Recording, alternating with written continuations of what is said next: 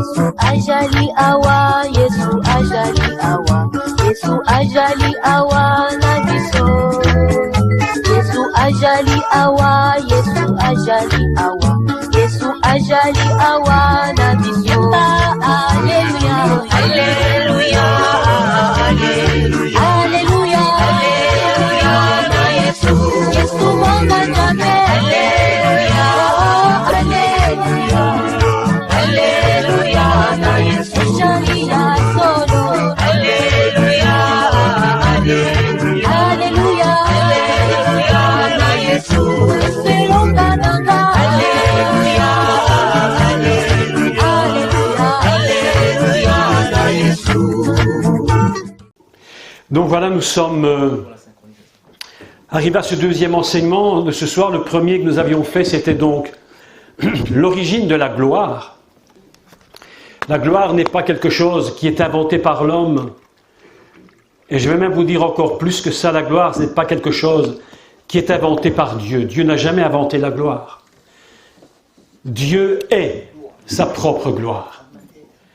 Lorsque vous êtes dans la présence de Dieu, vous êtes automatiquement dans la gloire. Nous avons tellement de mal, je l'ai dit, à pouvoir expliquer cette gloire. C'est quelque chose qui est tellement immense que même lorsque des personnes vous disent « j'ai été enlevé au ciel et j'ai vu », eh bien ce qu'ils ont vu, je vais vous dire ce que c'est. Je ne dis pas qu'ils mentent. Non, non, non, non, pas du tout. Mais je dis qu'ils voient des choses selon des images de la terre. Parce que Dieu ne saurait pas nous parler autrement que par des images que nous connaissons. S'il nous montrait réellement ce qu'est le ciel, ce serait très très compliqué de comprendre. Donc il nous montre des choses d'ici-bas pour que nous comprenions des choses de là-haut. Et l'apôtre Paul, je crois, non, c'est Jésus qui dit, oui, c'est Jésus qui dit, si je vous parle des choses d'en bas, vous ne comprenez pas, qu'est-ce que ce sera quand je vous parlerai des choses d'en haut? N'est-ce pas? Donc cette gloire, c'est la nature même de Dieu. Et le but des dieux, c'est de nous revêtir de cette gloire, de nous remplir de lui, afin que la gloire déborde en nous. Les rabbins nous disent une chose absolument extraordinaire. Ils nous disent que lorsque l'on prend la Torah, celle-ci c'est une Torah qui est évidemment écrite, une Torah évidemment qui est écrite par page, mais en réalité la véritable Torah, bien que c'est une véritable Torah, mais elle est écrite sur des rouleaux. Et à l'origine de toutes des choses, lorsque Dieu dictait sa Torah à Israël, lorsqu'il était sur la montagne, les rabbins nous disent que Dieu dictait lettre par lettre à Moshe la Torah. Ce n'était pas, il écrivait mot par lettre, et tout était collé d'une seule pièce. Il n'y avait absolument aucun espace de mots. Tout était lié ensemble. Pourquoi? Parce que je vais vous dire une chose, la parole de Dieu, elle est unique. Elle est une et unique. Vous comprenez cela? Et lorsque nous parlons, que faisons-nous? Qu'est-ce que je fais ce soir? Je suis obligé de temps en temps de prendre ma respiration pour vous parler. Autrement, je ne pourrais pas le faire. Et de temps en temps, je fais des pauses. Je mets des points, des virgules, vous ne les entendez pas, mais je le fais. Donc, ça c'est le langage humain. Mais la parole de Dieu nous dit que la parole de Dieu est une et indivisible. Elle n'a ni commencement ni fin. Lorsque Dieu se met à parler sa parole, il n'y a pas d'espace. Sa parole n'est pas une parole qui était donnée, parce que simplement donnée dans un temps, la parole de Dieu elle est complètement éternelle. Elle est éternelle. Elle n'a ni commencement ni fin. Vous comprenez? C'est-à-dire que Dieu parle sans interruption, mes amis, écoutez-moi. Dieu parle sans interruption. Et il s'agit là de sa gloire. La gloire de Dieu, c'est lorsqu'il parle. Il n'y a pas dans cette parole aucun espace. Tout est dans le temps. Tout est dans l'espace infini. Est-ce que vous me suivez? Dieu ne respire pas quand il parle. Il ne met pas d'interruption dans sa parole. Parfois, les gens me disent, Dieu m'a dit, Dieu m'a dit. En réalité, qu'est-ce que Dieu t'a dit? Tu as compris quelque chose que Dieu ne cesse de dire dans sa nature éternelle. Et tu as puisé là-haut quelque chose lorsque tu dis « Ah, Dieu m'a dit qu'il me guérissait de mes maladies ». En fait, il ne te le dit pas maintenant, c'est dans l'éternité du temps qu'il le dit. Et toi, tu as saisi par ton intelligence, par ton esprit, par la révélation, une partie de cette parole qui est totalement éternelle et qui n'a pas d'espace. C'est pourquoi, lorsque tu prends la parole de Dieu, il te transporte immédiatement dans l'éternité. Lorsque tu es guéri, tu n'es pas guéri ici-bas, tu es d'abord guéri là-haut, mon frère, ma sœur. Tu es d'abord guéri dans le ciel. C'est d'abord là-haut que tout se passe. Est-ce que vous savez que le Messie, avant même d'être Messie sur la terre, je vous l'ai dit, il était déjà Messie là-haut. Avant même d'être crucifié sur la terre, dans le ciel, il était déjà crucifié. Et c'est pourquoi la Bible nous donne une révélation absolument fabuleuse du Messie. Vous savez ce qu'il dit? Il est écrit dans le livre de Matthieu une chose extraordinaire, et ce sera le thème de demain après-midi. Jésus a dit, il est écrit que Jésus faisait des miracles selon qu'il est écrit qu'il a été crucifié pour nos péchés, blessé pour nos maladies, alors qu'il n'avait même pas encore été sur la croix. Comment est-ce possible? Simplement, mes amis, parce qu'il faut que nous changions notre objectif sur la notion du Messie. Le Messie n'est pas Messie que sur terre, il est Messie de toute éternité. Amen. Il est Messie dans le ciel. Et sur terre, il n'a mis la fonction messianique dans le temps et dans l'histoire que parce que nous en avions besoin, parce que nous sommes dans le temps et dans l'histoire. Mais même plus fort, je vais vous dire ce qu'est la gloire de Dieu. L'univers, écoutez, parce que c'est une révélation que probablement peu de gens ont saisie. L'univers entier, la création du monde, tout ce qui existe dans l'univers n'a été conçu que sur une base qui s'appelle le sang du Messie. C'est par le sang du Messie, sang éternel, que le monde existe, mes amis. C'est pourquoi Dieu a dit, je t'appellerai Adam, parce que dans le mot Adam, il y a le mot d'âme, d'homme, qui veut dire le sang. Et l'Adam céleste, il était là-haut. Le sang était déjà là-haut. Dieu regardait déjà le sang pour construire son monde. L'univers entier est basé sur le sacrifice du Messie. Si le Messie n'était pas sacrifié là-haut avant de l'être ici-bas, eh bien mes amis, il n'y aurait même pas l'univers qui existe. Si cet univers existe, si tout ceci tient sur cette table, si tout ceci a de la forme, si nous existons, c'est parce que là-haut, depuis l'éternité des temps, il existait. Et vous comprenez bien que notre ministère, souvent, ce qui fait la faiblesse d'un ministère, tu sais ce que c'est que nous fonctionnons sur la terre. Mais nous devons fonctionner du ciel, mes amis.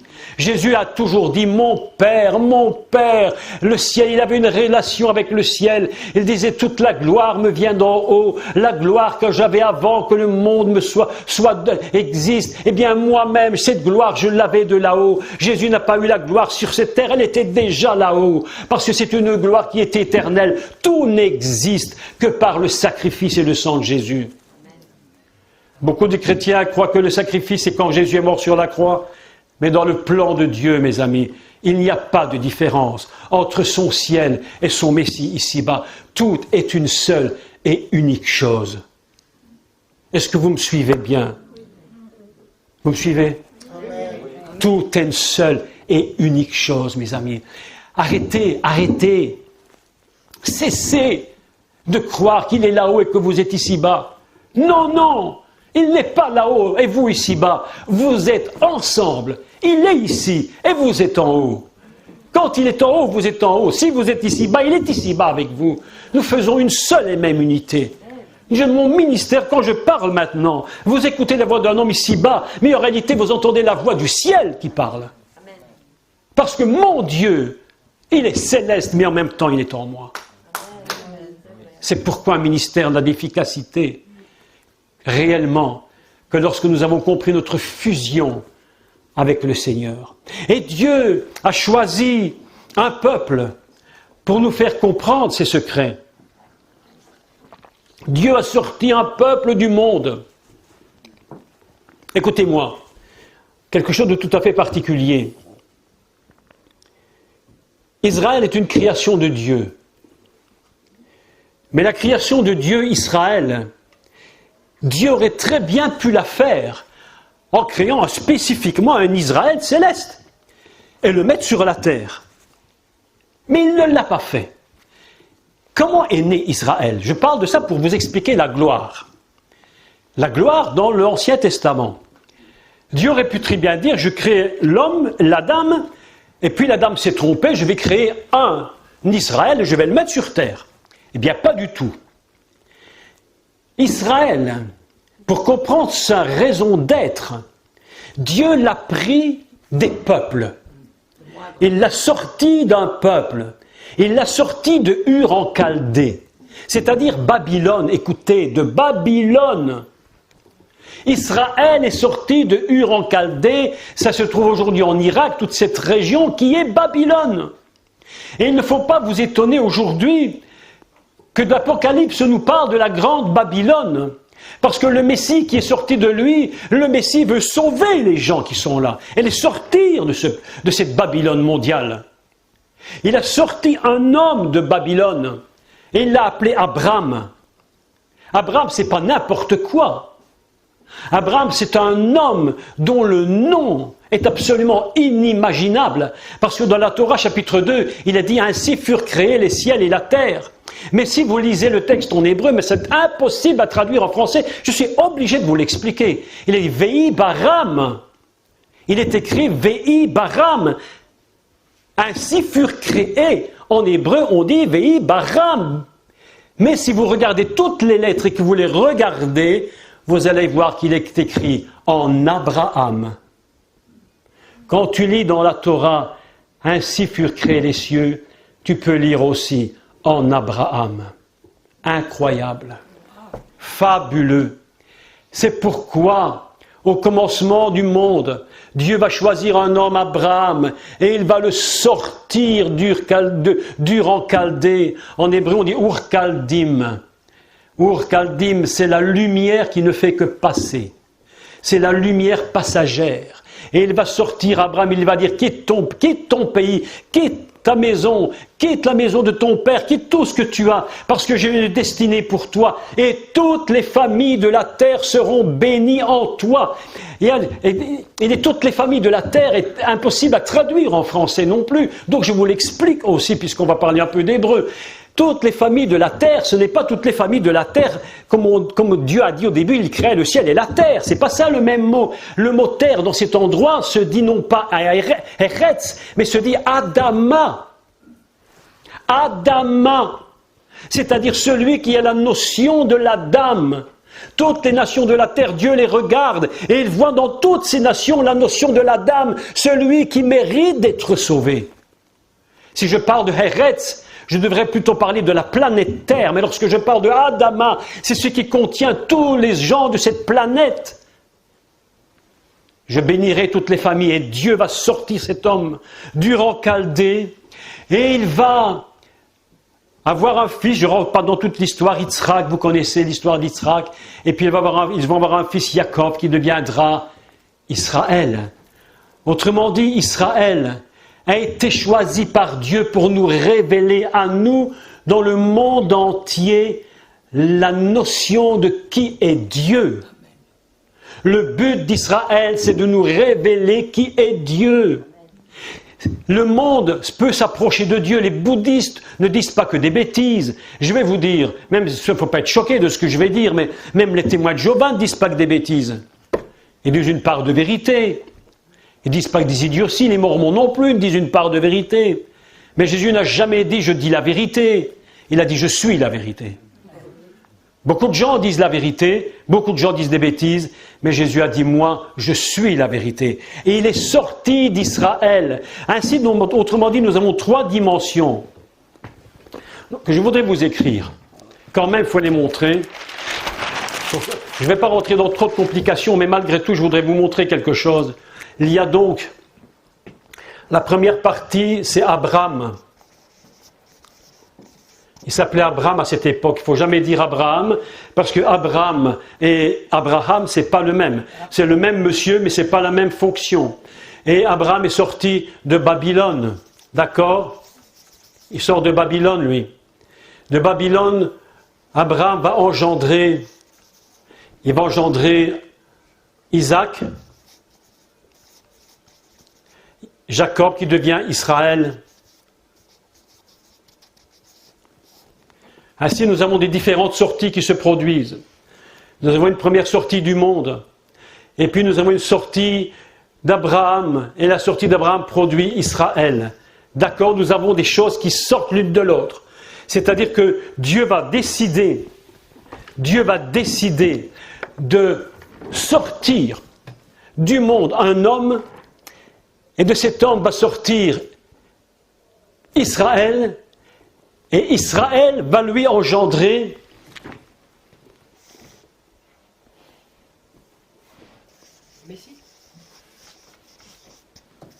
le Messie. C'est ce qu'on pourrait appeler, mais je ne rentre pas dans le détail, les 3 grandes circoncisions. Le Messie est la circoncision d'Israël. Pourquoi je vous explique cela? Pour introduire la notion de gloire et comment Dieu va révéler cette gloire. Mais voilà qu'Israël est enfermé en Égypte pendant 210 ans, et les 70 dernières années, Israël va être complètement dans l'esclavage. Israël, Michel nous parlait de cela hier, nous disait qu'il avait dû être opprimé à l'extrême pour crier à Dieu. Au moment où Israël se commence à crier à Dieu, la Bible nous enseigne que Dieu entendit les cris. Il se pencha. Aussi longtemps que tu ne cries pas à Dieu, fais ta vie. Mais le jour où tu vas commencer, Dieu, oh, libère-moi de cet esclavage, libère-moi de ce que j'ai, libère-moi de cette vie impossible. Dieu commence à pencher son oreille vers toi, et il commence à te sortir de ton Égypte. Et voilà, maintenant je vais rentrer, je vous avais parlé de tout ça tout à l'heure, maintenant je continue, voilà qu'Israël sort d'Égypte, et ils vont donc traverser la mer Rouge, et puis ils vont traverser le désert. Et nous allons lire un texte ensemble, si vous le voulez bien, dans le livre de l'Exode au chapitre 16 et au verset 10. Et vous allez voir que Dieu va donner à Israël cette capacité de recevoir la gloire, de faire comprendre au monde ce qu'est la gloire. Dans le livre de Genèse, nulle part, pas une seule fois, il est question de la gloire. Sauf une, lorsqu'il est dit, Jacob dit, va montrer ma gloire. Mais concernant Dieu, on ne parle pas de la gloire. On parle de la gloire à partir du livre de l'Exode. Parce qu'il faut sortir de son Égypte pour que nous puissions commencer à voir la gloire. Tant que nous sommes vraiment enfermés, nous n'avons pas réellement une vision claire de la gloire. Et nous allons voir que la première fois que Dieu va parler de gloire, c'est dans une situation extraordinairement et très très paradoxale. Et nous lisons. Lisons à partir du verset 9 si vous voulez. Moïse dit à Aaron, « Dis à toute l'assemblée des enfants d'Israël, approchez-vous devant l'Éternel, car il a entendu vos murmures. » Et tandis qu'Aaron parlait à toute l'assemblée des enfants d'Israël, ils se tournèrent du côté du désert, et voici la gloire de l'Éternel parut dans la nuée. Chose tout à fait étrange d'ailleurs, c'est que la première fois que la gloire apparaît, c'est suite à des murmures. Alors mes amis, on se dit c'est étrange. Le peuple est sorti d'Égypte, et plutôt que de se réjouir d'être sorti, après avoir vu 10 grands miracles, chose exceptionnelle, le peuple aurait dû normalement se réjouir et y avoir la foi. Mais voilà que le peuple immédiatement est en train de faire des récriminations, Et il se tourne vers Moïse, il se plaigne, Moïse, écoute, Dieu ne nous aime pas, parce qu'autrefois, on avait tout ce qu'il nous fallait, aujourd'hui, on a soif, il n'y a pas d'eau, on a faim, il n'y a rien à manger, qu'est-ce que c'est? Et le peuple murmure, et il dit, au moment où Aaron parle, la gloire de l'Éternel apparaît. Amen. Mes amis, la gloire de l'Éternel peut paraître, vous savez, tu nous l'as dit tantôt, on se demande parfois comment Dieu peut tant nous aimer. Comment il a tant aimé Israël, n'est-ce pas? Parfois tu regardes ta vie et tu te dis, mais comment Dieu m'a aimé alors que j'étais quelqu'un de si insupportable? Comment j'ai vécu une vie intenable? J'ai fait les pires choses, j'ai pensé les plus mauvaises et tu m'as aimé. Et à ce moment-là, tu comprends que Dieu t'aime, c'est-à-dire que la gloire de Dieu apparaît. Mes amis, il n'y a personne qui peut se donner au Seigneur si la gloire de Dieu n'est pas présente. C'est la gloire de Dieu qui va te chercher et qui t'apparaît. Et parfois, tu ne mériterais même pas qu'elle soit là. Mais la gloire de Dieu apparaît et Dieu parle. Alors lisons-le. Et tandis qu'Aaron parlait à toute l'assemblée des enfants d'Israël, ils se tournèrent du côté du désert, et voici la gloire de l'Éternel parut dans la nuée. Faites toujours la relation, la gloire, Kavod, et Anan, la nuée. Lorsqu'il y a de la nuée, il y a de la gloire. D'accord? Ces deux mots sont toujours liés, de la gloire et de la nuée. C'est la façon dont Dieu manifeste sa gloire. Lorsque tu vois la nuée, tu sais que dans la nuée, il y a de la gloire. Lorsque le peuple était dans le désert, il y avait une nuée de colonnes dans la journée et la nuit une colonne de feu. Et dans cette colonne, il y avait de la gloire. Parce que Dieu est dans la nuée. Et ce qui est le plus surprenant, mais écoutez-moi, alors là c'est vraiment le fort comme fort, c'est que le mot Anan signifie simplement un nuage. Rien de plus qu'un nuage. Lorsque tu vois un nuage dans le ciel, c'est Anan, un nuage. C'est pourquoi il est dit que lorsque Jésus monte au ciel, il monte dans un nuage. Et il va revenir. Lorsqu'il y monte au ciel, dans quoi il montait? Une question, tenez, une petite question que je vous pose. Lorsqu'il y est monté, dans quoi il est monté? Non, pas du tout. Non, pas du tout, c'est vous tromper. Il n'est jamais monté dans un char. Mais jamais, c'est écrit nulle part. C'est ce qu'on nous a inventé.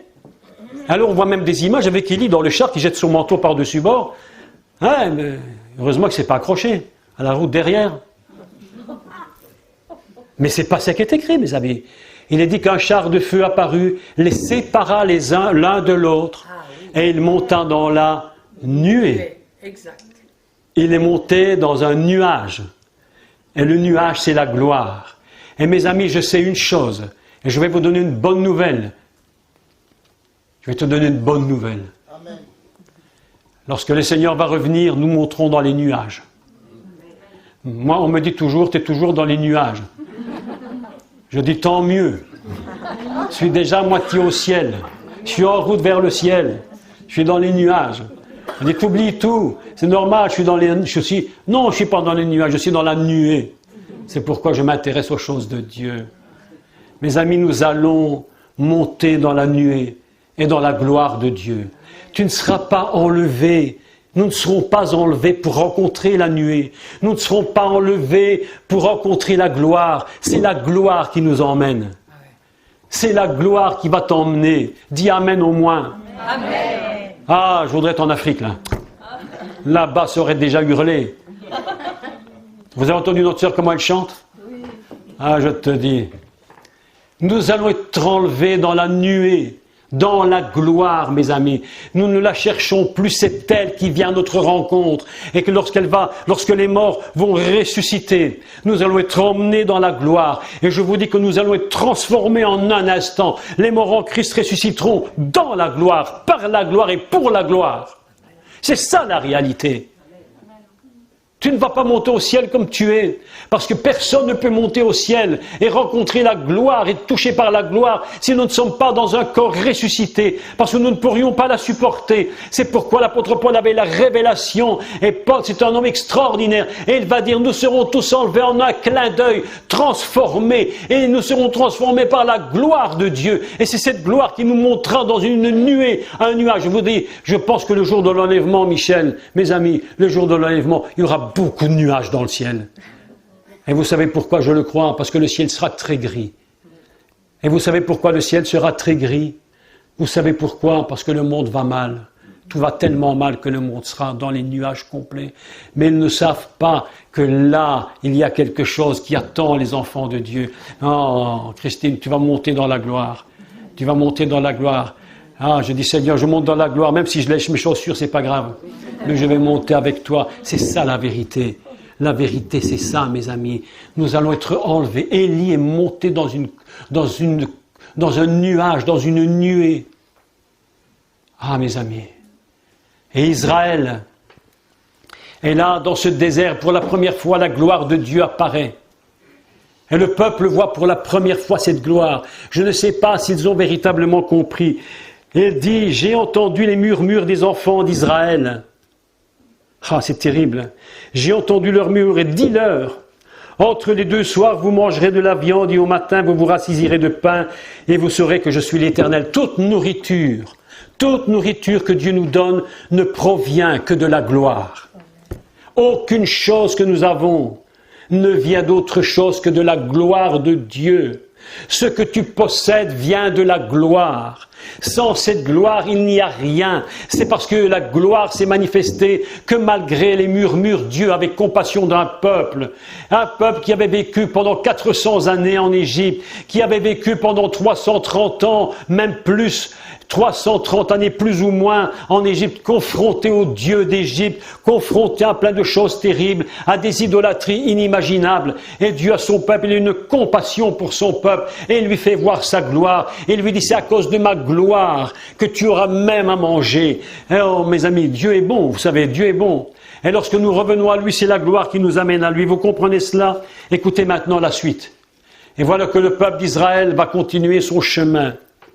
Et nous allons lire un autre texte et vous allez voir comment la gloire se manifeste. Ce soir, je vous parle de la gloire dans l'Ancien Testament. Je dis l'Ancien, c'est un très mauvais mot. Prenez avec moi, si vous voulez, Exode 24.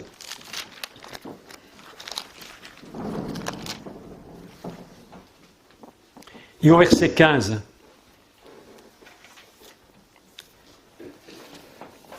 Vous allez comprendre quelque chose d'absolument magnifique concernant Moïse. Vous savez que le mot de Moïse, c'est pas n'importe quel hasard qui a donné ce nom. Le nom de Moïse qui est Mosché. Lorsque tu retournes son nom, que tu lis la Torah en renversant le nom, Mosché se dit Hachem, ce qui signifie le nom. Regardez. Regardez.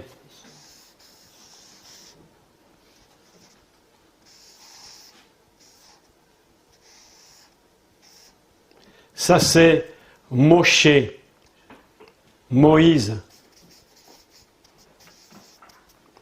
Lorsque je retourne son nom, vous allez comprendre la gloire. Écoutez, la Torah, mes amis, la Torah est éternelle. Vous croyez? Oui.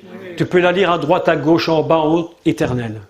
Lorsque je retourne son nom et je mets cette lettre-ci ici, je prends la deuxième, je retourne et je mets l'autre au début. Je vais la mettre comme ça pour que vous compreniez.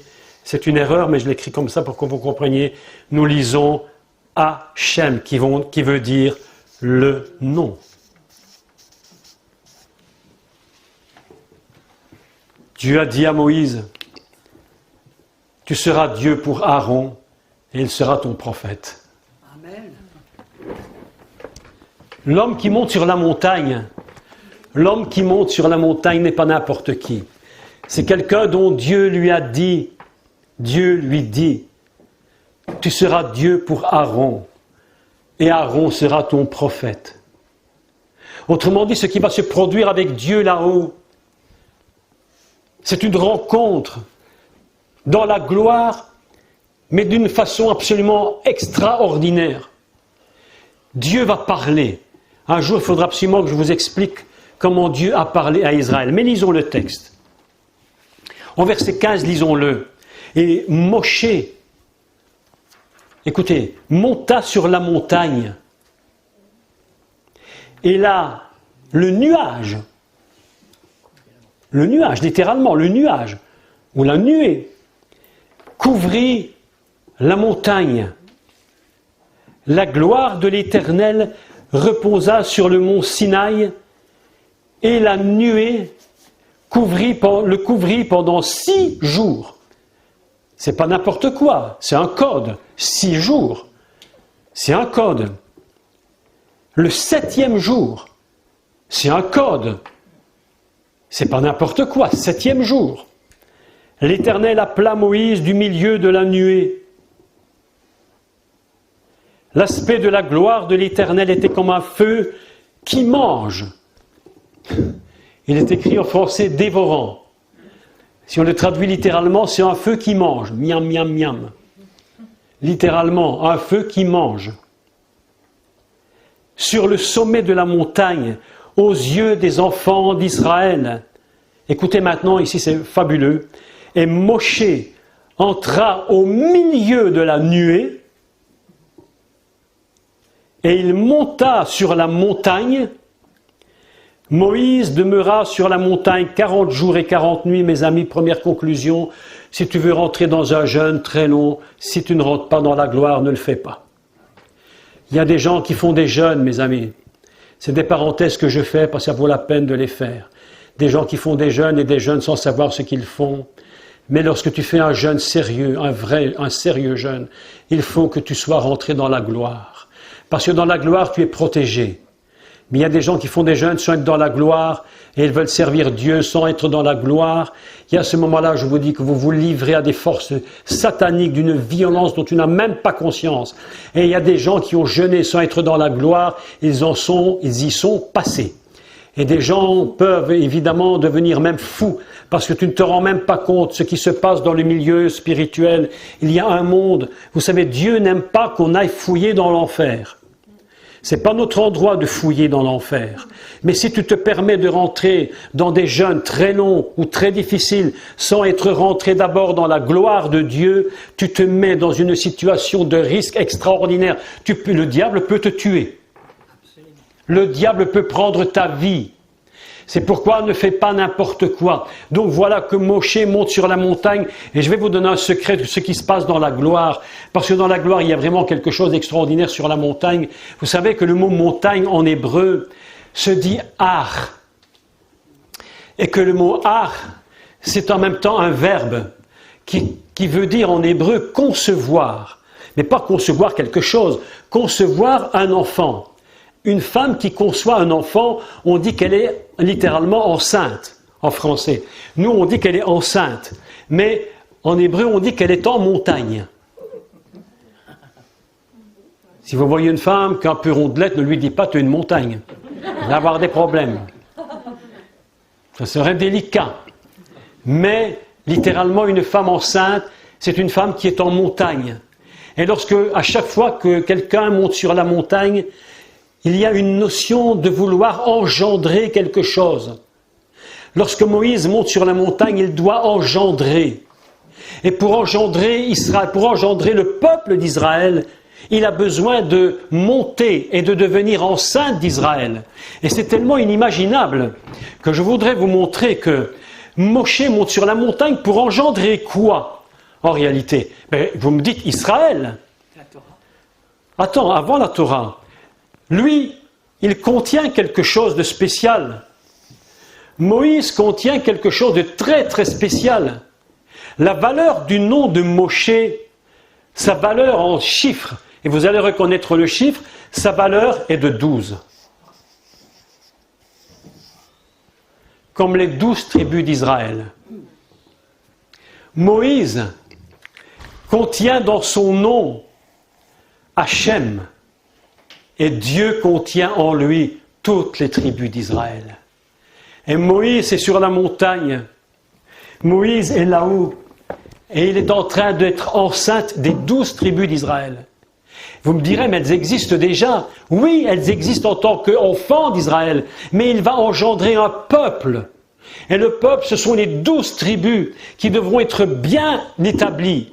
Et Moïse est sur cette montagne et il possède en lui les 12 tribus. Et il va recevoir la parole de Dieu sur cette montagne. Et le peuple est au pied de la montagne. Et au pied de la montagne, ils entendent les voix. Et ils entendent la voix de Dieu qui parle. Tout ce qu'on a parfois l'impression que le peuple, que c'était Moïse seul qui entendait. Mais la Torah nous enseigne que tout Israël entendait les paroles, mes amis. Lorsque les 10 paroles ont été prononcées, tout Israël entendait les paroles. Et Moïse est sur cette montagne, il est en sein du peuple d'Israël. Mais pour qu'il puisse engendrer, mes amis, il y a une chose qu'on ne peut pas engendrer. Il est impossible d'engendrer une chose. Il est impossible d'engendrer Israël. Et pour nous, il est impossible d'engendrer même une église, si ce n'est pas la gloire qui nous entoure et qui nous embrase complètement. On ne peut pas enfanter l'église. Vous savez pourquoi l'église n'enfante plus aujourd'hui? Est-ce que vous avez remarqué qu'on n'amène plus d'âmes à Christ à l'église? Combien d'églises grandissent par l'évangélisation? Quasiment plus personne. On est en train de se repétrer de nos petites affaires d'église, de nos petites discussions, de nos petits conflits et de nos doctrines. Et on essaie de prouver que ma doctrine est meilleure que ta doctrine et c'est une catastrophe. Et on essaye, et pendant qu'on est en train de faire des calculs absolument stupides sur des doctrines qui parfois n'ont même pas de raison d'être, et même si elles étaient vraies, qu'est-ce que tu en as te disputer? Eh bien mes amis, je vous dis, pendant qu'on fait toutes ces stupidités, eh bien mes amis, je vous dis, les âmes ne sont pas gagnées à Christ. Et vous savez pourquoi elles ne sont pas à Christ? Parce que dans l'Église, je le dis ouvertement, il n'y a plus la gloire. Parce qu'on n'engendre l'Église que dans la gloire. Moïse est rentré dans la nuée. La Bible nous dit, Moïse entra au milieu de la nuée. Il est entré dans la nuée. Il était à l'intérieur de la nuée. Et c'est lorsqu'il était à l'intérieur de la nuée et de la gloire de Dieu que les 10 paroles ont été données et que tout le monde les a entendues. Et c'est lorsqu'il était dans la nuée que la Torah lui était donnée par Dieu. Et c'est là qu'il devait engendrer Israël. Parce qu'il s'appelle Hachem. Tu seras Dieu pour Aaron. Et Aaron sera ton prophète. Et l'Église, qui devrait être le lieu où la gloire de Dieu existe. Mon Dieu, je sais qu'il nous entend aujourd'hui. Je sais qu'il est là et qu'il m'entend quand je dis ça. Et que cette nuée de gloire dans laquelle nous devrions tous être littéralement enfermés. Écoutez-moi, écoutez, la nuée, c'est une matrice. C'est comme la matrice divine. Aujourd'hui, on invente des stupidités par tous les moyens. On essaye même de faire des enfants dans des appareils, je ne sais quoi, et faire des assimilations, et je ne sais pas, dans des appareils bizarres. Je ne sais pas, l'enfant qui va sortir là, on va dire, tu vas voir ta maman, tu vas voir ton papa, et on va te montrer une machine. Tiens, c'est ta maman. Et il va regarder la machine, il va dire, bonjour maman. Tiens, voilà mon papa, c'est quelle éprouvette? Ton papa, c'est l'éprouvette 3A28. Et ta maman, c'est l'éprouvette YZB 12. Et voilà comment on fait des enfants. Mais mes amis, Dieu a mis des règles. Et une des règles fondamentales de l'engendrement, c'est la matrice. Et s'il n'y a pas de matrice, il n'y a pas d'engendrement. Pourquoi l'Église n'engendre-t-elle plus? Parce qu'elle n'est plus dans la matrice. Je vous dis la vérité. Il n'y a plus de gloire dans l'Église. On ne devrait même plus oser dire, Seigneur, fais venir ta gloire, parce qu'elle devrait être là en permanence. Lorsqu'on dit, Seigneur, fais venir la gloire, mais quelle gloire? Dieu te dit, mais qu'est-ce que tu veux? Mais elle devrait toujours être là, ma gloire. Tu devrais toujours être dans ma gloire. Vous savez, la force du Messie, Yeshua, c'est lorsqu'il est sorti de l'eau du baptême, la Bible nous enseigne que le ciel s'ouvrit. Et lorsque le ciel s'est ouvert, il n'est écrit nulle part que le ciel s'est refermé. C'est vrai. Le ciel s'ouvrit et le Saint-Esprit descendit comme une colombe. Elle venait d'où la colombe? C'est Noé qui l'avait lâchée. Il avait lâché la colombe et la Bible nous dit, elle est revenue, elle n'est pas revenue parce qu'on ne sait pas où elle s'était posée. Mais un jour le Seigneur m'a dit, je vais te dire où elle s'est posée. Elle s'est posée sur le Messie. Alléluia. Et vous savez pourquoi, mes amis? Parce que la Torah, ce livre-là, mes amis, quand tu le vois, tu vois un bouquin avec des feuilles et du papier. Mais la réalité de ça, c'est qu'il n'y a pas de temps. Ce livre est hors du temps. Et c'est ce livre, c'est la gloire de Dieu.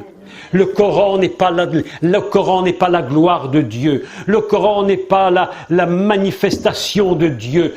Aucun livre sacré sur cette terre n'a aucune gloire de Dieu. Mais ce livre, c'est la gloire. Et l'histoire de Noé, elle ne fait pas partie du début. Et l'histoire de Yeshua ne fait pas partie de la fin. C'est une unité indivisible. C'est pourquoi je dis que lorsque Noé a lâché la colombe, eh bien le Messie était déjà là, en train de reconstruire le monde. Amen. Il faudrait que je vous parle un jour de l'histoire de Noé, parce que ce n'est pas du tout ce que vous croyez. Si vous demandez à quelqu'un, Noé il sert à quoi Noé? Qu'est-ce qu'il a fait Noé dans sa vie? Qui peut me dire ce qu'il a fait? Il a fait une arche, d'accord? À quoi il était destiné Noé? À faire une arche, d'accord? Qui est d'accord? À faire une arche. Vous avez peur de dire oui si c'est non, hein? Ok? Eh bien, c'est tout à fait faux. Le but de Noé n'a jamais été de faire une arche. Ça, c'était le moyen, mais non pas le but. Ah oui. Comment s'appelait le père de Noé? Comment s'appelait le père de Noé?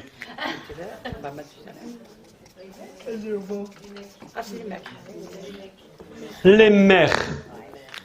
Écoutez bien. On fait un peu d'hébreu, on est d'accord? Les mères. Je vais le faire en français, en anglais, vous n'allez pas comprendre en hébreu, d'accord? Je le fais en français. Quel est l'anagramme de les mères? Eh bien, l'anagramme, c'est Meller. C'est exactement la même chose. Et que veut dire les Meller? Le roi.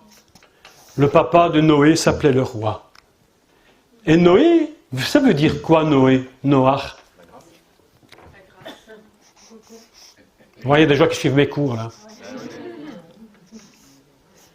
Noach veut dire grâce. Repos en réalité. Oui. Le repos. La grâce pour nous donner du repos. Ainsi, le but de Noé, ce n'est pas de faire une arche. Son père avait dit qu'il l'appellerait Noé pour que nous soyons reposés de toutes les œuvres fatigantes de nos mains. Et l'arche n'était qu'un moyen. Donc revenons à ce que je disais. Il n'y a pas d'engendrement sans gloire. Si nous ne sommes pas dans la gloire, nous ne pouvons pas engendrer. Parce que la gloire, c'est la matrice des âmes. Écoutez-moi, la gloire, c'est la matrice des âmes. Le monde a été conçu dans une matrice. La gloire de Dieu, et la Bible nous dit que le monde est sorti de l'eau. Est-ce que vous le saviez? Oui. Le monde est sorti de l'eau. Mais qu'est-ce que l'eau? C'est une matrice. Autrement dit, toute gloire, la gloire de Dieu, c'est une matrice. Et ainsi Moïse, Moshe, Hachem, celui qui contient Israël en lui, il va devoir mettre au monde ce peuple d'Israël avec la Torah. Ainsi Moshe, pour engendrer littéralement le peuple d'Israël, va devoir rentrer dans la matrice. C'est impossible autrement. Et Moshe va monter sur cette montagne. Il monte sur la hauteur et il reste là. Il rentre dans la gloire, dans la matrice gloire. Et là, il est capable d'engendrer. Voilà à quoi sert la gloire. À engendrer une église, à engendrer un peuple, mes amis. Les véritables gagneurs d'âme, les vrais gagneurs d'âme, sont des gens qui sont rentrés dans la gloire. Parce qu'il est impossible d'engendrer quelqu'un sans la gloire. Impossible. Lorsque nous faisons de l'évangélisation, lorsque tu évangélises, n'essaye jamais de convaincre les gens par l'intelligence. On a fait beaucoup de chrétiens nés de pas nouveaux, parce qu'on a fait de l'évangélisation intellectuelle. On a essayé d'expliquer aux gens qu'il valait mieux croire en Jésus que de ne pas y croire, mais en finalité, les gens souvent deviennent des chrétiens qui ne sont même pas convertis. Beaucoup de chrétiens ne sont même pas nés de nouveau. Absolument. Est-ce que vous saviez? Oui. Je vous assure que c'est vrai. Et vous savez qu'un chrétien qui n'est pas né de nouveau, c'est parce qu'il a été engendré hors de la matrice. Et lorsqu'on engendre un chrétien hors de la matrice, on engendre un chrétien par l'intellect. Mais la Bible nous enseigne une chose que nous dit le Messie. Le Messie nous enseigne une chose, c'est que le Saint-Esprit, son premier travail, écoutez-moi, le premier travail de l'Esprit Saint, c'est de nous convaincre lui-même de péché. Il nous convainc, il convaincra le monde de péché, dit le Messie. Il n'a pas dit qu'il viendra de l'extérieur. Le Messie, il est dans la matrice. Il est lui-même rempli. Il est lui-même la matrice. Et il dit, et c'est pourquoi, écoutez-moi, vous allez comprendre un texte. C'est pourquoi Jésus va dire, il vous est avantageux que je m'en aille. Parce que si je ne m'en vais pas, l'Esprit, la gloire, cette gloire incroyable, fabuleuse, eh bien si elle ne vient pas, vous ne pourrez jamais rentrer dedans. Et pourquoi la Pentecôte? Pourquoi le jour de la Pentecôte, il y a eu tant de gens qui se sont donnés? Parce que ces gens sont nés à partir de la matrice céleste. Ça, c'est la vérité. Est-ce que vous êtes d'accord avec moi? Amen. Je vous dis la vérité. Amen. Ils sont engendrés par la matrice. Aujourd'hui, nous avons des églises, soit on ne gagne plus d'âmes à Christ, de temps en temps on en gagne une, très rarement, mais nos églises tournent en rond depuis des années.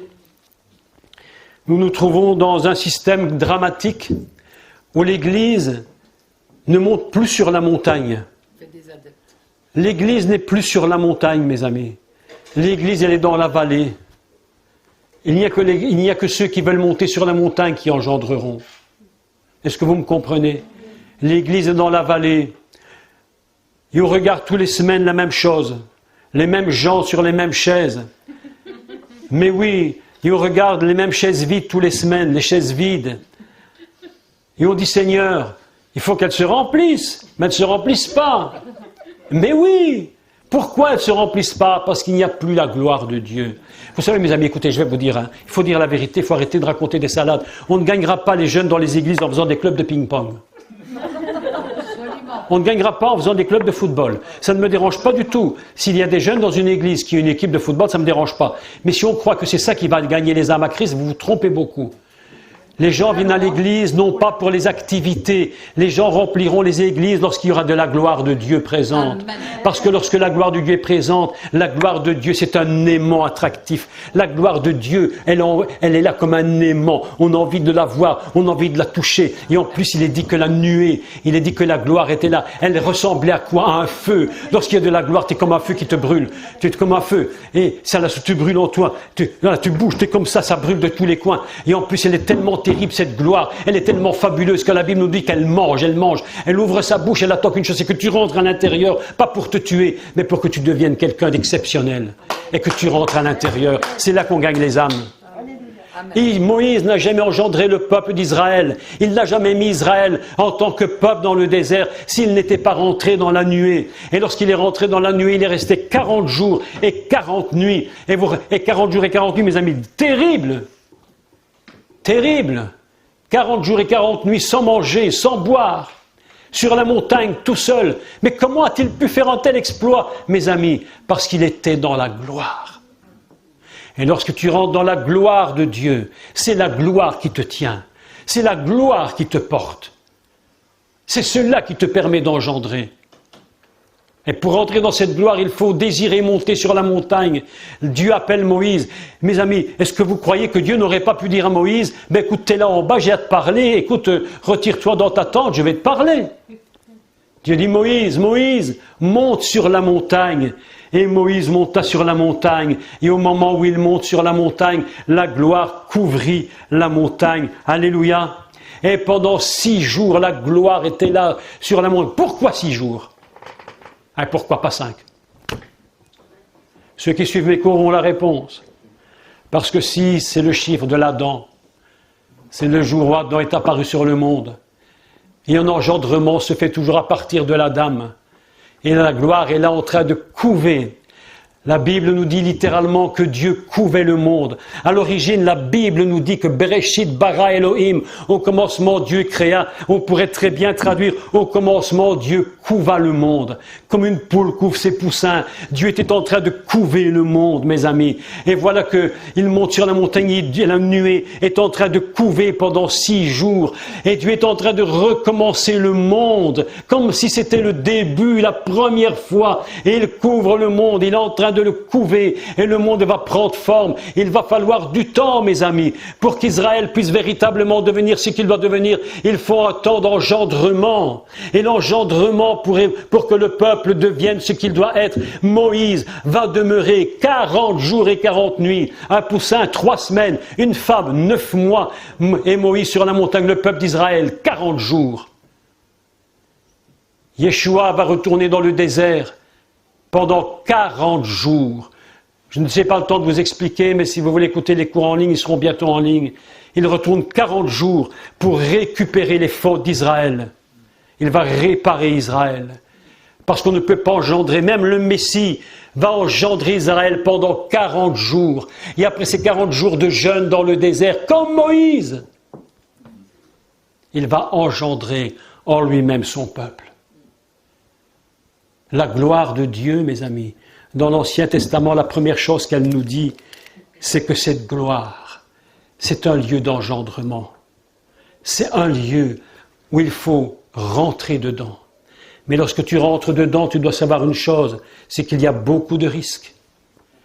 Si ta vie n'est pas droite, si tu fais du n'importe quoi, cette gloire a la capacité de te dévorer. Ainsi que le fils de Moïse, le jour de l'inauguration du tabernacle. Mes amis, c'était pas très tard dans l'histoire, c'était juste après le moment où le tabernacle avait été construit. La nuée de gloire, nous dit la Bible, est descendue sur le tabernacle. Elle est descendue sur le tabernacle. Et alors là, on devait commencer de faire les sacrifices. Sans expliquer tout le détail, le fils d'Aaron est venu. Il a pris du feu étranger, il a voulu servir Dieu dans la gloire. Il a dit, pourquoi ce ne serait que Moïse? Pourquoi ce ne serait que ce monsieur Moïse? Pourquoi lui? Et pourquoi pas nous? Est-ce que nous ne sommes pas au niveau? Nous aussi, nous sommes au niveau. Au moment où il a dit ça, la terre s'est ouverte. Et ils ont été mangés. La Bible nous dit qu'ils ont été mangés. Il a été dévoré. Mes amis, Dieu dit à Moshe, monte sur la montagne. La gloire recouvre le tabernacle. Et alors Moïse va construire, il entend la voix. Écoutez la suite parce qu'il faut comprendre la suite. Maintenant, écoutez bien la suite. C'est un enseignement, mais tout est dans l'ordre. Moïse demeura sur la montagne 40 jours et 40 nuits. Et l'Éternel parla à Moshe et dit, parle aux fils d'Israël et qu'il m'apporte une offrande, et vous la recevrez pour moi de tout homme qui la fera de bon cœur. Et je continue. Je ne continue pas, j'explique. Autrement, c'est très long.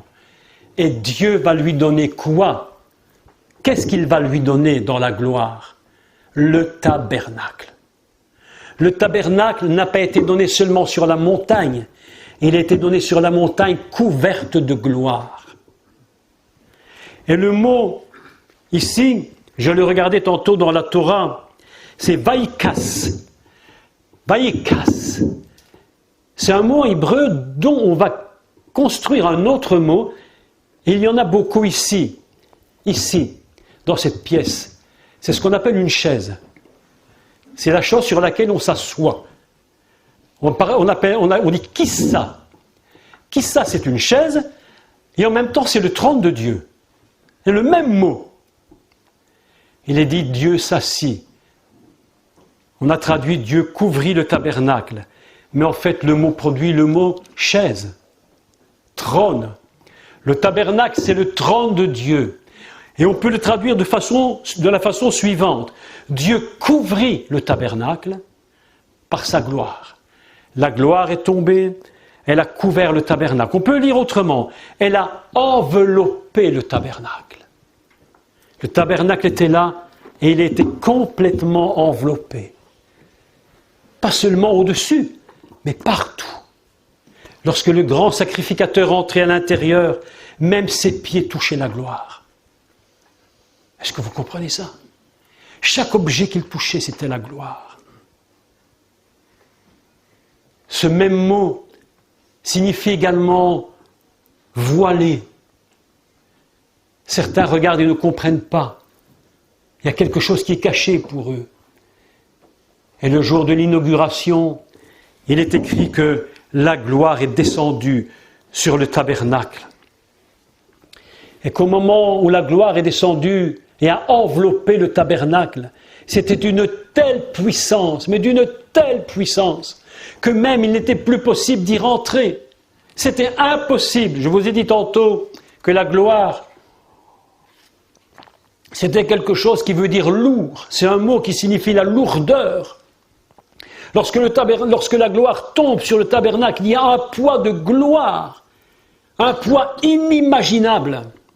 Que si le sacrificateur, quel qu'il soit, écoutez-moi bien, était rentré dans le tabernacle sans passer par toutes les lois que Dieu avait prévues, les ablutions et l'autel des sacrifices et la cuve des reins et toutes ces choses, mes amis, il serait mort sur place. Vous savez qu'à l'époque de Moïse et les quelques temps qui ont suivi, il y avait très peu de grands sacrificateurs parce qu'ils vivaient très vieux. Et puis les siècles ont passé et on s'est rendu compte qu'il y avait des grands sacrificateurs de plus en plus rapidement. Il y en avait minimum un par an, parfois il y en avait même 2 par an. Et vous savez pourquoi il y en avait tant et qu'avant il n'y en avait pas autant? Parce qu'au début du sacerdoce, ils avaient crainte de Dieu. Mais lorsqu'ils rentraient dans le tabernacle et qu'ils n'étaient pas droits, eh bien ils mouraient instantanément. Et les siècles ont passé. Et les grands prêtres rentraient dans le lieu très saint, et au moment où ils y rentraient, ils mouraient sur le champ. Et il fallait les remplacer immédiatement. Et c'est ainsi qu'il y avait des sacrificateurs, et des grands prêtres, et ça n'en finissait plus jusqu'au moment où tout était bouleversé, chamboulé. Les gens qui n'avaient pas droit au sacerdoce prenaient le sacerdoce. C'était épouvantable, mes amis, épouvantable. Tu ne rentres pas dans la gloire et tu ne fais pas le ministère dans la gloire en n'étant pas digne. La gloire t'élève, mais la gloire peut te tuer. Saviez-vous que les grands prêtres avaient tous une épouse de rechange? Vous saviez ça? Surprenant quand même, hein? Ils avaient tous une épouse de rechange. Vous voulez que je vous explique pourquoi? Vous intéresse pas, non? Ah bon. Ça les intéresse. Parce que le grand prêtre représente le Messie. Et son épouse représente l'Église. Pourquoi avait-il une épouse de rechange? C'est parce qu'il ne pouvait pas, écoutez-moi bien, se trouver dans le Saint des Saints sans avoir une épouse. Le Messie ne peut pas se présenter devant le Père sans son épouse. Est-ce que vous m'entendez? La Bible nous dit dans le texte hébreu que le Messie est entré dans le tabernacle céleste en présentant le sang pour son épouse, qu'il avait sauvée. Autrement dit, dans la réalité céleste, le Messie a déjà son épouse. Pourquoi avait-il donc une épouse de rechange, à votre avis? Parce que si par hasard, l'épouse qu'il avait légitime venait à mourir au moment où il faisait le service dans le Saint des Saints, il se trouvait sans elle. Instantanément, il y avait une épouse de rechange. Parce qu'il ne peut pas rentrer dans le Saint des Saints sans présenter à Dieu son épouse. C'est pas extraordinaire, ça? Oui, mais alors comment est-ce que tu expliques pour le Seigneur qu'il ait déjà une épouse de rechange dans le ciel? Mais c'est normal, puisqu'il a tout accompli et qu'il a racheté. Non, mais... Pour lui, il l'a racheté. Il est dans le céleste. Il n'est pas dans le temporel. Il est dans le temporel. Il rentre dans le sein des saints avec son sang et dit au Père, voici mon sang, j'ai racheté l'épouse. Oui, C'est pourquoi elle est là. oui, mais quelle épouse? La première? Mais l'Église, mais non. Ceux qui sont sauvés. Il n'y en a qu'une. Il n'en a qu'une épouse. Mais pourquoi cette rechange? Parce que le sacrificateur sur cette terre, il est homme. Et en tant qu'homme, il ne peut pas faire le service sans avoir une épouse. Il lui faut donc une épouse tout le temps dans le sein des saints. Est-ce que vous me comprenez? C'est l'image de Christ avec son épouse. Et il ne peut pas se trouver devant le Père sans son épouse. Et il ne peut pas se trouver devant le Père sans le sang. Donc il va d'abord à l'autel des sacrifices. Il va à l'autel des sacrifices, il prend le sang, il rentre avec le sang, il fait le service avec le sang, et en même temps, il a son épouse. Et si par malheur elle venait tomber morte, il y en a une encore qui va remplacer, parce que humainement, il ne peut pas le Messie. On appelle ça, d'ailleurs, comment est-ce qu'on appelle le grand prêtre? Comment appelle-t-on un grand prêtre en hébreu? Le Kohen Mashiach. On dit le Kohen Gadol, mais on dit aussi Kohen Mashiach, le prêtre Messie. Et le Messie ne peut jamais se trouver dans le sein des saints sans son épouse. C'est la base. Et on ne rentre jamais dans la gloire sans l'épouse. C'est impossible. Et le jour de l'inauguration du tabernacle, alors la gloire est descendue. À partir du moment où la gloire descend, alors là je voudrais vous faire une petite parenthèse néanmoins sur la gloire. Vous savez pourquoi la gloire est descendue? Il y a une règle fondamentale pour que la gloire descende dans le tabernacle. Cette règle est la suivante. Si vous lisez à partir du chapitre 25, si vous prenez l'occasion de lire tous les chapitres sur la construction du tabernacle, vous allez constater une chose, c'est que toutes les dimensions ont été données à la perfection. Il n'y avait aucune improvisation. C'est-à-dire que lorsque le tabernacle a été construit, chaque mesure devait être parfaitement respectée. S'il y avait eu un poteau qui avait eu 1 centimètre ou un demi-centimètre plus qu'un autre, les dimensions n'étaient pas respectées et la gloire ne serait pas descendue. Nous avons une illusion sur les choses, en croyant que la gloire de Dieu peut descendre comme ça quand on la lui demande. En réalité, mes amis, la gloire ne vient pas n'importe comment. Elle vient lorsque nous respectons les règles. Si l'Église ne respecte plus les règles, eh bien, mes amis, la gloire ne vient pas. Et comme je vous l'ai dit tantôt dans mon premier cours, que lorsque la gloire descend, et lorsqu'elle veut toucher son Église, elle s'effrite avant de toucher, et que seulement quelques petites gouttes tombent. Pourquoi? Parce que l'Église n'est pas à même de recevoir toute la gloire. C'est pourquoi il nous faut nous tenir droit devant le Seigneur. Et avant de demander la gloire, il faut nous examiner nous-mêmes. Si tu demandes la gloire de Dieu, si tu veux que la gloire vienne sur toi, examine-toi, regarde qui tu es. C'est pourquoi je vous ai enseigné tantôt que le premier Adam était totalement transparent. On pouvait le regarder transparent, de lumière. Alors il était dans la gloire. Et tout était absolument dans l'ordre que Dieu voulait. Aujourd'hui, nous sommes dans une église où on fait tout et n'importe quoi. On improvise tout et n'importe quoi. On ne cherche même plus la volonté de Dieu. Vous savez ce qu'on dit à Dieu? J'ai des projets, Dieu. S'il te plaît, bénis mes projets. Mais oui, mes amis, ça paraît d'un bon sentiment. Mais Dieu te dit, mes projets à moi. Et mes projets à moi, où est-ce qu'ils sont mes projets à moi? Mais tu dis, Seigneur, mais je n'entends pas ta voix, mais toi, je sais que tu m'entends. Alors je fais des projets, donc, s'il te plaît, exauce mes projets. Et Dieu dit, mais ce ne sont pas mes projets. Comment veux-tu que je fasse descendre ma gloire? Et encore une chose que je vais vous dire. Je me laisse partir mon esprit dans la pensée de Dieu. Aucun projet n'arrive à terme sans la gloire. Aucun projet n'arrive à terme si ce n'est pas la gloire qui l'engendre. Tout ce que nous pouvons faire et qui n'est pas dans le projet de Dieu ne sert à rien. Dieu dit, j'ai fait sur toi des projets de bonheur et non de malheur. Mais c'est Dieu qui dit, j'ai fait des projets. Mais nous venons souvent devant le Seigneur et nous lui disons, Seigneur, j'ai des projets. Combien j'ai fait de projets, mon frère? Combien j'ai fait de projets? Oh, Michel, combien nous avons fait? Moi, j'en ai fait beaucoup des projets. Et je ne savais pas. Mais Dieu m'aimait beaucoup parce qu'il savait que j'étais sincère. Mais je ne savais pas que c'était mes projets et non les siens. Alors, à travers mes erreurs, il m'a appris. Il m'a dit, Jacques, je t'ai laissé bâtir un mur. Maintenant, il faut que je la batte.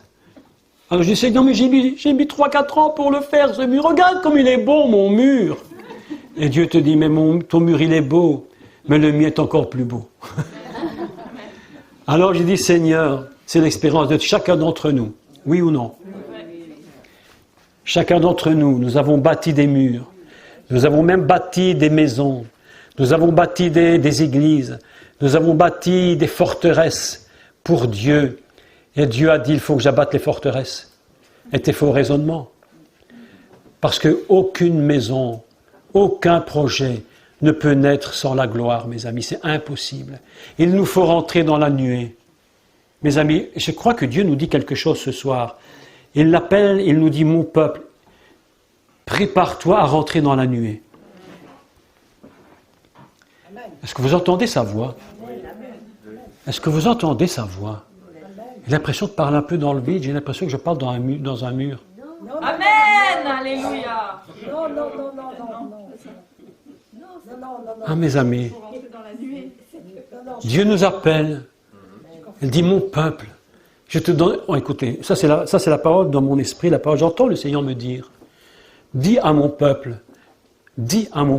écoutez-moi bien, préparez-vous pendant 6 jours.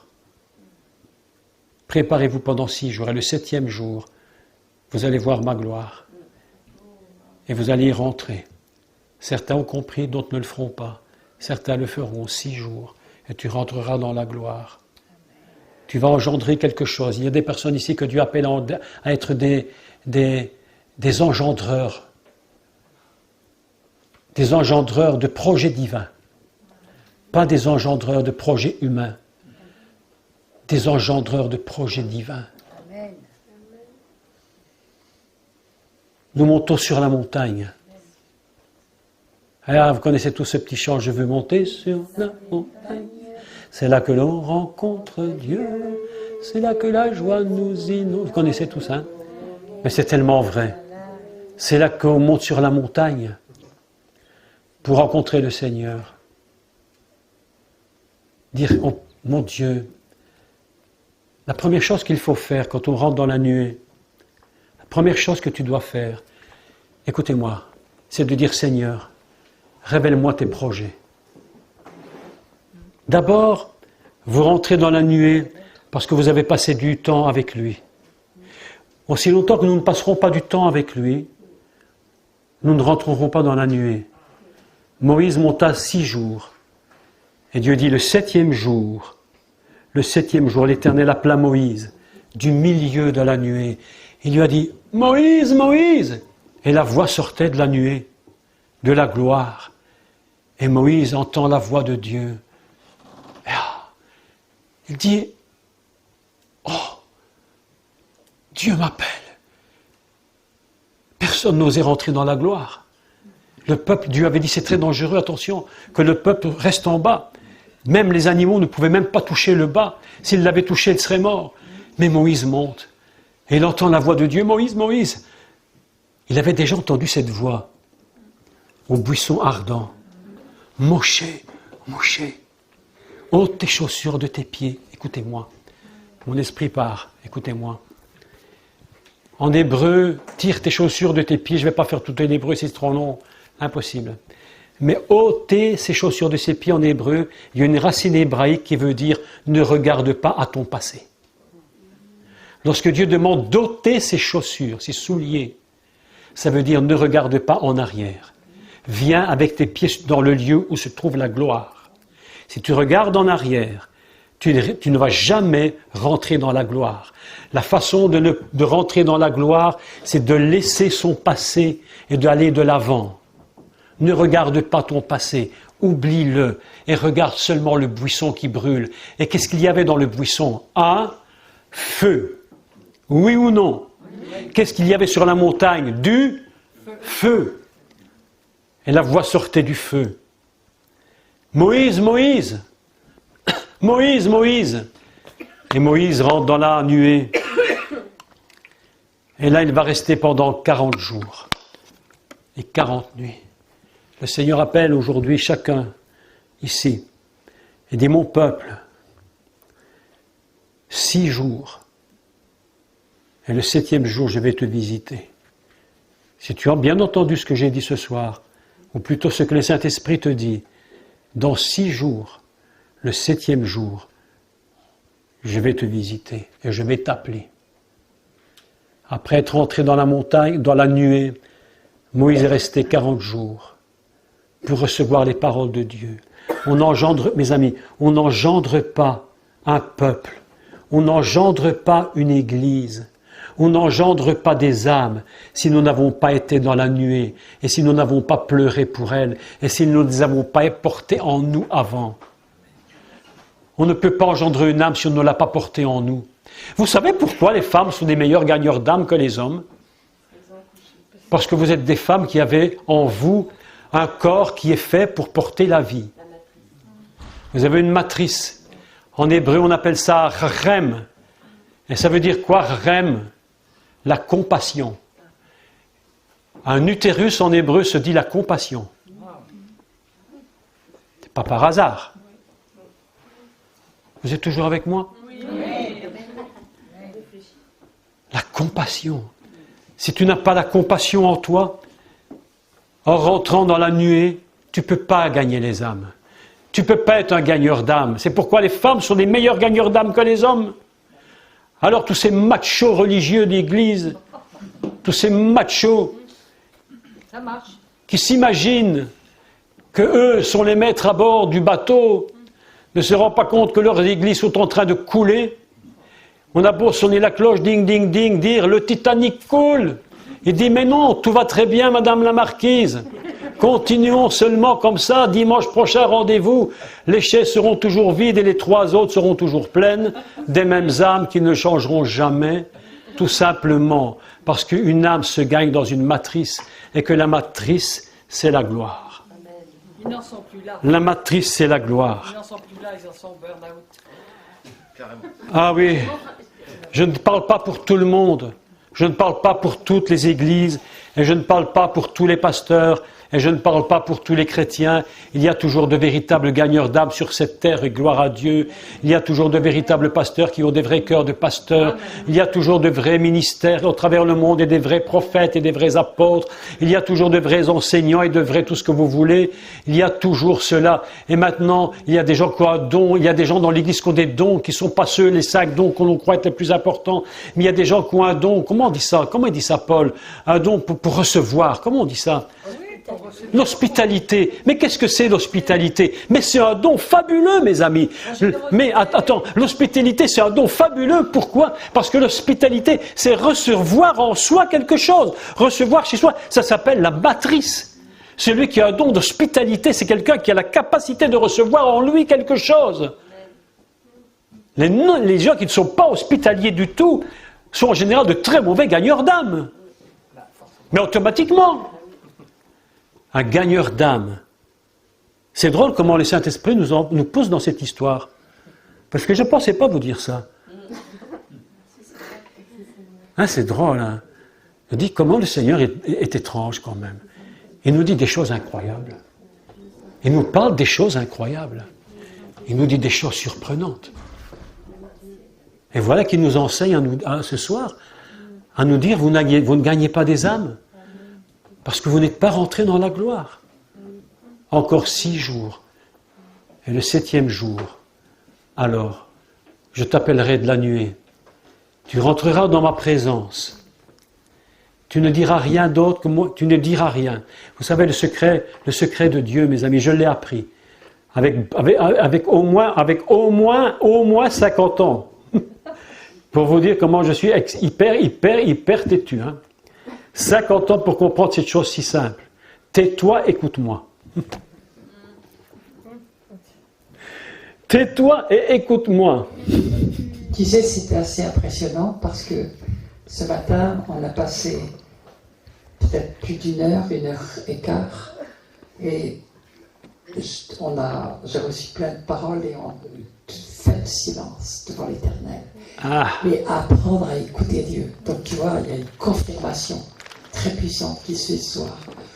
Je dis vraiment, Seigneur, c'est extraordinaire. Jacques n'était pas là ce matin. Non. Je ne savais pas ce qu'il allait dire. Mais Dieu donc insiste sur se mettre enfin à son écoute, en rentrant dans un lieu en plus, pour l'écouter. Et je suis très touché. Beaucoup ce matin, vous avez appris pour la première fois à vous arrêter, car je suis Dieu. Arrêtez. On a lu plein de choses là-dessus. Ainsi, quand tu rentres dans la matrice, ça fait un peu comme ça, ça fait un peu science-fiction. Hein. Ça fait un peu science-fiction. Et la matrice, c'est Dieu qui l'a inventée, c'est pas nous. Hein. D'ailleurs, la première lettre de Mashiach, c'est même comme matrice en français. Lorsque tu rentres dans la matrice céleste, une chose importante, tais-toi, écoute. Quand Moshe est rentré dans la matrice, pendant 40 jours, Dieu a parlé et il lui a donné la Torah, une lettre à la fois. Il est rentré dans la matrice éternelle. Il n'y a pas de matrice qui ne soit éternelle quand il s'agit de Dieu. Et Moshe monte sur la montagne et il rentre dans un temps d'éternité. C'est pourquoi il reçoit une parole éternelle. Si tu es ici-bas et tu vas voir une personne, tu lui demandes conseil, probablement elle te donnera bon conseil, probablement, dans le meilleur des cas, prenons le meilleur du meilleur des cas, il te donnera conseil, mais c'est un conseil temporel. Mais lorsque tu rentres dans la matrice céleste, tu rentres dans une matrice éternelle. C'est pourquoi la Torah qui a été donnée à Moïse est une parole qui n'a ni commencement, ni fin. Et lorsque Moïse descend de la montagne, alors il voit que le peuple s'est rebellé. Enfin, je ne rentre pas dans le détail, mais il avait fait un veau d'or, j'explique pas tout. Et Moïse était dans une colère folle, il a brisé les tables. Et Dieu a dit, Moïse, remonte. Et notre brave Moïse remonte 40 jours avec les mêmes tables. Et Dieu de nouveau lui donne les mêmes paroles. Parce que Dieu veut engendrer un peuple. Et Dieu nous donne une bonne leçon aujourd'hui. Il nous dit, si mon Église a échoué une fois, écoutez, ça c'est une parole de Dieu, ça. Ça c'est une parole de Dieu. Aujourd'hui, je vous dis une chose, l'Église a dans beaucoup de domaines à échouer. Mais Dieu dit aujourd'hui, remonte sur la montagne. Je vais te donner des nouvelles tables et tu vas engendrer une nouvelle Église. C'est une parole qui vient du Seigneur. Amen. Tu vas engendrer quelque chose de nouveau. Je ne sais pas comment Dieu fera son Église demain. Je ne sais pas si ce sera des églises de maison, si ce sera des églises différentes. Je ne sais rien, je ne connais pas le projet. Nous ne le connaissons pas nous-mêmes. Mais Dieu te dit, remonte sur la montagne, rentre de nouveau dans la nuée, parce que je vais te redonner les mêmes paroles que j'avais données au commencement. Et ainsi l'Église va naître. Et l'Église se prépare pour le retour. Parce que, comme je vous l'ai dit, le Messie ne montera pas. Il ne peut pas rester dans le Saint des Saints si nous ne sommes pas avec lui. Mais déjà, dans le plan de Dieu, l'Église est là. Lisons un texte ensemble. Vous avez encore quelques minutes? C'est pas l'Église, c'est l'épouse. Oui, l'épouse. Mais enfin, l'Église, c'est l'épouse. Enfin bon, on ne va pas discuter trop là-dessus. Je vais pas, autrement, on va s'engager dans des choses compliquées. Mais bref, il doit rentrer là-haut avec son épouse, de toute évidence. Lisons 2 Chroniques, chapitre 4. Et je vais vous montrer quelque chose et je vais clôturer avec ça. Quelque chose absolument phénoménal. Quelque chose que beaucoup de gens ignorent totalement. 2 Chroniques, chapitre 5, pardon. Et au verset 14, il s'agit du temple qui était construit. Le roi Salomon a construit le temple de Jérusalem, le premier temple qui était un temple glorieux. L'intérieur était couvert d'or. Il est dit qu'à l'époque, il n'y avait rien de semblable sur toute la terre. La quantité d'or aujourd'hui m'échappe, mais il s'agissait des tonnes d'or. Des tonnes. Savez-vous qu'on rentrait chaque année en Israël 666, je vais le dire pour qu'on comprenne ici, autrement en hébreu, vous n'allez pas comprendre, on n'a pas du tout la même relation dans la tête, mais je vais le dire en français pour qu'on comprenne plus ou moins la notion. Salomon rentrait en Israël chaque année 666 tonnes d'or. Oui, exact. 666. Et ça, c'est pas le chiffre de la bête.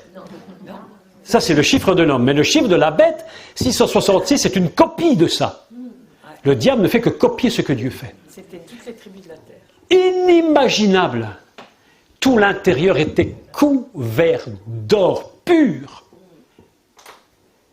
Le jour de l'inauguration du temple, il y a toujours une inauguration au tabernacle. Et voici le temple. Écoutez ce qui est écrit. Salomon fait une prière absolument admirable, splendide. Imaginez la cérémonie, imagine l'arche de l'alliance, portée par les sacrificateurs choisis pour ça. Choisis pour. Tout le monde ne pouvait pas, mais ceux étaient choisis. Ils portent l'arche de l'alliance. C'est un coffre en or. Dedans sont les 10 tables, les 10 paroles de Dieu, incroyable, recouvert d'un voile bleu, blanc, avec de couleurs. Et on rentre l'arche de l'alliance dans le temple et on va la déposer dans le lieu très saint. Oh là là là, dans le saint des saints. On ferme le rideau. Il faut lire toute la description. Écoutez la suite. Avant de dire la suite, qu'y avait-il d'autre dans le temple? Qu'est-ce qu'il y avait d'autre? Il y avait la verge d'Aaron. Dans le temple, pas dans l'arche. Dans l'arche, oui. Mais dans le temple lui-même, qu'est-ce qu'il y avait? La table de propriété. Il y avait ce qu'on appelle l'autel des parfums. La ménorah. Alors oui, la ménorah. Mais là, tu te trompes. Tu te trompes, mais tu as dit 1/10 de la vérité. Salomon, chapitre 4, verset 7, fit 10 chandeliers d'or. 10. Pourquoi 10? Parce que ça représente la gloire de Dieu au niveau le plus élevé que tu ne puisses même pas imaginer. 10 chandeliers d'or, 5 d'un côté, 5 de l'autre, constamment en train de brûler. Un jour, il faudra que je vous explique qu'est-ce que c'est que la ménorah et comment on allumait la ménorah, parce que c'est toute une histoire. C'est pas l'allumer avec une bougie comme on fait d'habitude, il ne faut pas te tromper là-dessus. C'est tout un travail complètement différent qui est glorieux. 10 chandeliers, mes amis, en or pur. Et voilà qu'on rentre l'arche. Et l'arche passe au milieu des 10 chandeliers. Oh. 10 chandeliers immenses, énormes, en or pur. D'une seule pièce, 10. Tous en train de brûler. Et les flammes montent vers le ciel. Les sacrificateurs sont en tenue. Ils sont habillés dans leurs costumes. Ils ont leur tiare, ils ont la ceinture. Et ceux qui sont préposés à porter l'arche, portent l'arche sur les bâtons. Et tout le monde chante, parce que dans le temple on chante. Tout le monde chante. Les Lévites qui étaient prévus pour chanter, des spécialistes du chant, ils étaient là, ils chantaient. C'est le jour de l'inauguration. Le peuple est devant le temple. Et Salomon va faire une prière. Mais je pense qu'il n'y a pas une prière plus belle que celle de Salomon. Et à ce moment-là, on voit arriver les sacrificateurs. Et ils portent l'arche. Ils portent. Chacun. Il tient. Elle passe au milieu des 10 chandeliers. Et ce qu'on appelle le caporet, le voile, il est ouvert. On rentre à l'intérieur. Et on dépose l'arche. Un jour, vous expliquerez l'arche. Vous allez voir quelque chose incroyable. on dépose l'arche, on ferme les rideaux, et tout le monde sort. Écoutez maintenant ce qui s'est passé. Les sacrificateurs, alors, et on disait, car il est bon, car sa miséricorde durera toujours. À ce moment-là, la maison de l'Éternel fut remplie d'une nuée, d'un nuage, littéralement. On aurait pu mettre, si on l'avait pu, on aurait pu le toucher. La gloire était tellement impressionnante que la gloire était devenue quelque chose de manifeste, réel, concret. On pouvait toucher. Et les sacrificateurs, lorsqu'ils voient cette nuée et le nuage qui est dedans, ne purent pas y rester pour faire le service. Mes amis, écoute-moi bien, écoute ce que je vais te dire. Le service de Dieu n'est même plus utile quand Dieu est là. Lorsqu'il est présent dans toute sa puissance, Dieu dit, tu n'as même plus besoin de faire le service, ma présence est suffisante. Il y a des jours, le service, j'aimerais parfois, je ne sais pas toi, mais moi, parfois j'aimerais qu'on arrête de prêcher tellement que ce serait impossible. Je voudrais que ce soit impossible de prêcher, que ce soit impossible de jouer du synthé, je voudrais que ce soit impossible de danser, je voudrais que ce soit impossible de tout faire ces choses, tellement la gloire serait présente, on ne pourrait même plus rien faire, on serait obligé de dire, mon Dieu, ta présence nous suffit, on n'a même plus besoin de chanter, on n'a besoin que de toi. Les sacrificateurs ne purent pas y rester pour faire le service à cause de la nuée, car la gloire de l'Éternel remplissait la maison de Dieu. Il faudrait parler, dire. Mes amis, la gloire de Dieu. Aujourd'hui, je pense que Dieu nous appelle à chercher, à désirer, profondément désirer, de nous retirer sur la montagne. On doit se vanter de rien, on n'est pas là pour parler de nous-mêmes. Néanmoins, avant de venir cette semaine, mon épouse et moi, nous avons quand même passé, c'est pas pour se vanter, mais une semaine où nous nous sommes retirés avec le Seigneur. Nous avons dit, Seigneur, nous avons besoin de nous retirer. On va faire quelque chose pour ça. Si nous avons cette capacité de nous retirer, 6 jours, et le 7e, Dieu va vous appeler. Hein? Il va te dire, Michel. Et tu vas dire, ta servante écoute. Qu'est-ce que tu vas me dire? Et le cinéma, tu dis la première chose, tais-toi. Tais-toi, Michel. Ne viens pas encore avec tes projets. Je te taquine.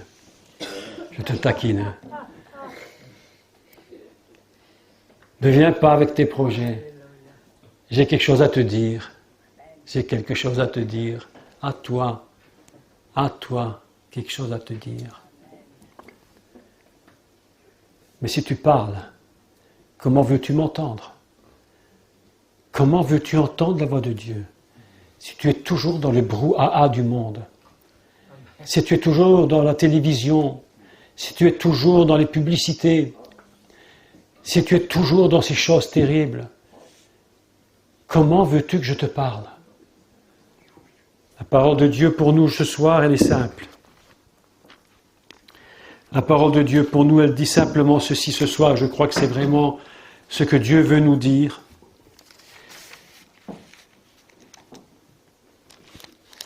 Moïse monta sur la montagne. Et lorsqu'il monte sur la montagne, alors Dieu lui dit, je relis le texte, je le prends. Et la nuée couvrit la montagne. Je vais te dire une chose. Tu vas monter sur la montagne, mais quand tu auras décidé de le faire avec une grande sincérité, la nuée va descendre. Et la gloire reposera sur toi. Et Dieu dit, je couvrirai tes 6 jours de ma gloire. Et le 7e jour, je vais t'appeler. Alors le 7e jour, lorsque tu entendras la voix de Dieu, il va le faire, alors tu rentreras dans la nuée. Tu rentreras vraiment dans cette nuée. Et au moment où tu rentreras dans cette nuée, Dieu va te parler. Il ne va pas tout te dire, il ne va pas tout te dévoiler en ses projets, mais il va te donner ce que tu as besoin pour commencer ton projet, son projet. Amen. Je dis, Seigneur, une chose que je demande à Dieu intensément, je le dis franchement, je dis, Seigneur, empêche-moi de faire mes projets. Et c'est pourquoi Jésus a dit, une porte que Dieu a fermée, personne ne peut l'ouvrir. Alors ne va pas frapper ta tête contre la porte et ne va pas insister. N'insiste jamais lorsque Dieu te dit non.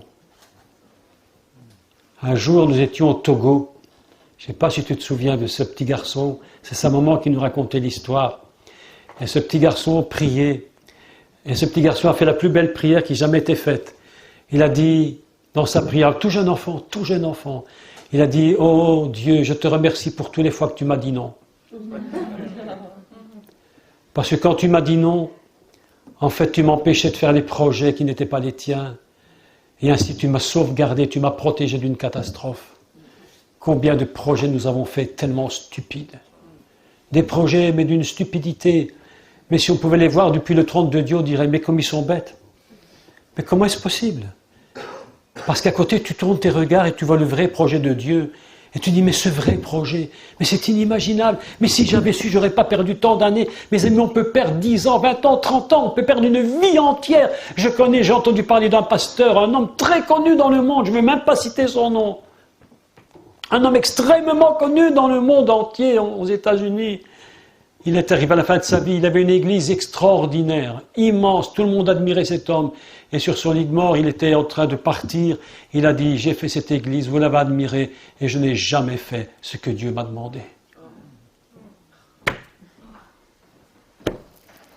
Mes amis, je vais clôturer. Enfin, clôturer, je ne clôture rien. Je veux perdre cette mauvaise habitude de dire je clôture, parce qu'on ne peut pas clôturer ça, c'est impossible. Je vais suspendre mon discours pour que vous puissiez le continuer tout seul, lorsque vous serez chez vous. Et vous allez vous rappeler de cette parole qui est la parole de Dieu pour nous ce soir. 6 jours. Et le 7e jour, je vais t'appeler dans la nuée pour que tu entendes ce que j'ai à te dire pour ton projet. Alors moi, le premier qui vous parle, j'entends la voix. Parce que je ne savais pas qu'il allait me dire ça. Je ne savais pas, je ne savais pas. Comme quoi, on ne sait pas ce qu'il faut dire. On dit et puis il dit le contraire. Mais moi, je vais rentrer demain, après-demain en Belgique, eh bien je vais faire ce que j'ai dit, ce que Dieu me dit 6 jours. Je vais me retirer pendant 6 jours. Je ferai juste le minimum des cours qui sont prévus. Mais je vais me retirer 6 jours. Je vais m'empêcher, je le dis devant mon épouse, qu'elle écoute bien. Moi, non mais je le dis parce qu'il faut au moins avoir un témoin. Moi, je m'engage à ne même plus regarder la télévision une fois, à ne plus mettre mon doigt sur le bouton de la TV, à ne plus écouter une information stupide. Qu'est-ce que vous voulez que ça me fasse? C'est dommage pour monsieur qui est mort. Comment il s'appelle? Richard Chirac, c'est dommage, mais c'est pas mon affaire. Moi, aujourd'hui, j'ai autre chose là-haut. Je ne veux pas regarder la télévision pendant une semaine. Je ne veux rien faire pendant une semaine. Je veux rechercher mon Dieu. Et ce sera lundi, mardi, mercredi, jeudi, vendredi, samedi, dimanche, Dieu va m'appeler. Alors je vais rentrer dans sa présence. Et je vais dire, Seigneur, qu'est-ce que tu me dis? Qu'est-ce que tu me dis? Quel est ton projet? Et si je suis dans ton plan, que dois-je faire pour que cette chose avance? Pour que ce projet que tu m'as donné continue ou se développe. Mes amis, on a besoin d'apprendre à se retirer. Si nous n'avons pas cette capacité, je crois que nous n'aurons jamais la capacité d'être des véritables hommes et femmes de Dieu. Est-ce que vous savez que nous sommes tous des serviteurs de Dieu? À part entière, à plein temps. J'aimais beaucoup le grand évangéliste. On peut dire cet homme de Dieu exceptionnel. Je le cite parce qu'on peut le citer. Il n'y a pas de problème, les gens l'aiment ou l'aiment pas, mais aujourd'hui on est arrivé à un point où on dit ce qu'on doit dire. J'aime beaucoup cet homme de Dieu, Maurice Cerullo. Maurice Cerullo était là et j'écoutais cet homme. Écoutez cet homme. Non, je dis ça en passant, mais cet homme, il est rentré sur scène et nous étions à Londres. Il y avait 10 000 places, 10-15 000 personnes dans le grand auditorium, là-bas dans l'immense salle. Et on chantait. Mais quand cet homme est rentré sur scène, l'ambiance a changé dans la salle. Il a dit une chose, il ne peut pas oublier ça, c'est impossible.